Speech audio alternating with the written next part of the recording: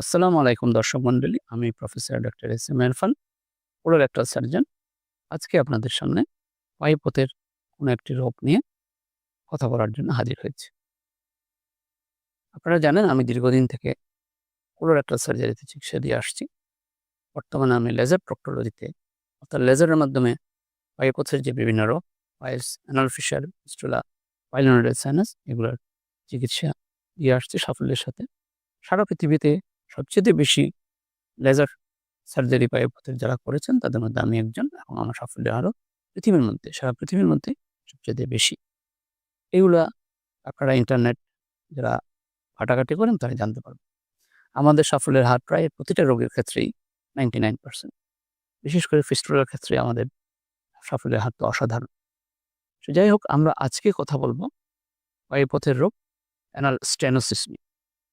Anal stenosis একটি জটিল একটি রোগ। খুব সহজ ভাষায় যদি বলি, এটি হচ্ছে পায়ুপথ শুরু হয়ে যাওয়া। পায়ুপথ শুরু কেন হবে? সাধারণত অ্যানাল স্টেনোসিস হয় প্রিভিয়াস কোনো আগের কোনো অপারেশনের কারণে। আগে যদি পায়ুপথে পাইলসের, অ্যানাল ফিশারের, ফিস্টুলার যদি কোনো অপারেশন করা হয় অথবা যদি কোনো টিউমার, পলিপ ইত্যাদি থাকে সেগুলোর টিউমার অপারেশন করা হয়, তাহলে এটি পায়ুপথ কিন্তু শুরু হয়ে যেত। যদি বড় কোনো ক্যান্সারের অপারেশন করে তাহলেও পায়ুপথ শুরু হয়ে যেতে পারে। কোনো ইনফ্লামেটরি ডিজিজ অর্থাৎ ধরেন ক্রনস ডিজিজ, আলসারেটিভ কোলাইটিস যদি দীর্ঘদিন থাকে তাহলেও কিন্তু পায়ুপথ শুরু হয়ে যেতে পারে। ক্রনিক অ্যানাল ফিশার যদি দীর্ঘদিন থাকে তাহলেও কিন্তু পায়ুপথ শুরু হয়ে যেতে পারে। তাহলে এই পায়ুপথ শুরু হয়ে যাওয়ার লক্ষণ কি? পায়ুপথ শুরু হয়ে যাওয়ার লক্ষণ হচ্ছে সাধারণত এখানে কোনো ব্যথা বেদনা হয় না, পায়ুপথে কোনো রক্ত যায় না, কিন্তু রুগী টয়লেট করতে সমস্যা অনুভব করেন। তার টয়লেট শুরু হয়ে বের হয়, অনেকক্ষণ সময় লাগে, আস্তে আস্তে বের হয়। অনেকক্ষণ রুগীকে টয়লেটে বসে থাকতে হয়, অনেক চাপ প্রয়োগ করতে হয় এবং অনেক সময় একবারে ক্লিয়ার হয় না। তিনি কয়েকবার টয়লেটে গিয়ে তারপর ক্লিয়ার করেন। এটি একটি জটিল সমস্যা এবং যখন এই অ্যানাল স্টেনোসিস বাড়তে থাকে অনেক সময় টয়লেট একদমই হয় না। একদম সুতার মতো চিকন হয়ে বের হয়। পায়ুপথ এত শুরু হয়ে যায় সেখানে আঙ্গুলে ঢুকে না এবং এই শুরু হয়ে যাওয়ার কারণে আস্তে, আস্তে পেটের সমস্যা তৈরি হয়। পেট ফেঁপে থাকে, ক্লিয়ার হয় না, পেটের গ্যাস হয়, পেটে ব্যথা হয়, অ্যা রুগী খেতে পারেন না, ক্ষুধা-মন্দা হয় ইত্যাদি।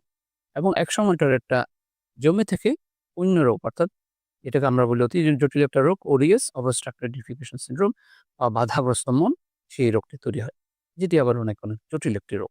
তো সুতরাং অ্যানাল স্টেনোসিস যদি দীর্ঘদিন থাকে তাহলে কিন্তু এই জটিল রোগের সৃষ্টি হতে পারে। তো সুতরাং যাদের পায়ুপথে এই সমস্যা থাকে, অনেকে আছেন যে খুব পায়খানা নরম করে ওষুধ খেয়ে চিকন হয়ে বের হয়ে যায়। তো মনে করেন যে ভালো আছে চিকন হয়ে অনেকক্ষণ সময় নিয়ে করলাম। কিন্তু এতে কিন্তু আস্তে, আস্তে রোগটা অন্যদিকে টার্ন নিবে। তো সুতরাং বিভিন্ন অপারেশনজনিত বা রোগজনিত কারণে পায়ুপথ যদি শুরু হয়ে যায়, তাহলে অবশ্যই এটির একটা চিকিৎসা নিতে হবে। এই চিকিৎসা অ্যা একসময় খুবই জটিল চিকিৎসা ছিল। অর্থাৎ পায়ুপথটাকে তৈরি করতে হতো। এখন কিন্তু বিভিন্ন ধরনের চিকিৎসা আসছে। আমরা আগামী পর্বগুলোতে এই পায়ুপথের রোগ, জটিল রোগ অ্যানাল স্টেনোসিস চিকিৎসা নিয়ে কথা বলব। এই অ্যানাল স্টেনোসিসের চিকিৎসা অবশ্যই সাধারণত সার্জারি। এখন আগের দিনে কিছু চিকিৎসা ছিল যে অ্যানাল ডায়ালেটর দিয়ে অর্থাৎ একটা যন্ত্র পায়খানার রাস্তা দিয়ে ঢুকিয়ে এটাকে বড় করে দেওয়া। এগুলো খুব বেশি সফল চিকিৎসা না। সাময়িক কিছু উপকার রোগী পেতেন। কিন্তু অ্যাকচুয়াল চিকিৎসা হচ্ছে সার্জারি। তো আমরা পরবর্তী পর্বে ইনশাআল্লাহ আপনাদেরকে পায়ুপথে সুনির্দিষ্ট কি চিকিৎসা সার্জারি আছে এগুলো নিয়ে বলব। আমাদের সাথে থাকুন। আমাদের Facebook, YouTube ফলো, সাবস্ক্রাইব করুন। ধন্যবাদ আপনাদের সবাইকে।